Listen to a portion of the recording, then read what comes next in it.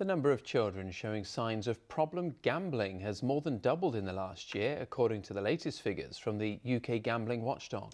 There are concerns about how readily available gambling has become.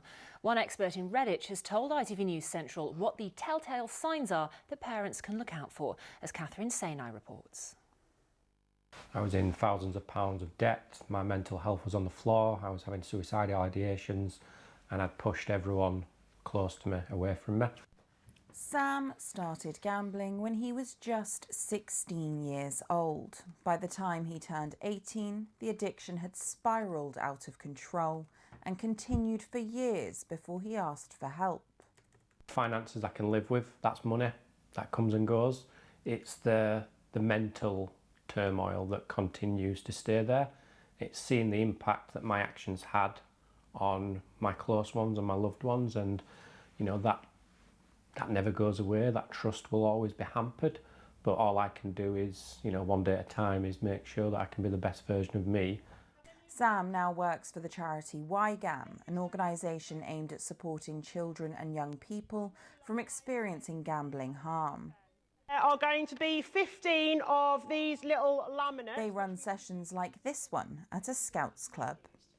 It's really important, such as with a lot of other topics and a lot of other risks, that we get into them earlier so that they have that education, they have that information as well, so that they can make their own empowered decisions going forward before they get to that age of 18 where they can legally make that decision themselves.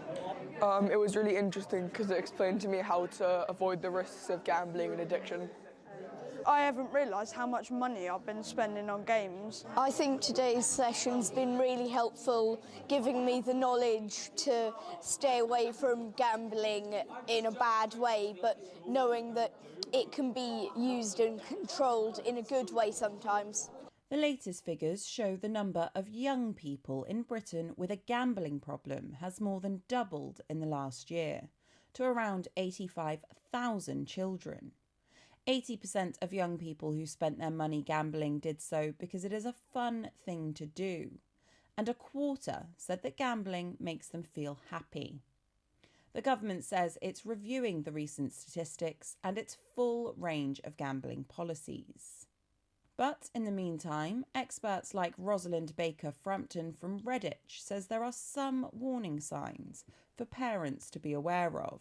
I think you need to look out for changes in your child's behaviour, so them becoming more withdrawn, more isolated, not spending time with their friends or time on activities that they'd normally find fun.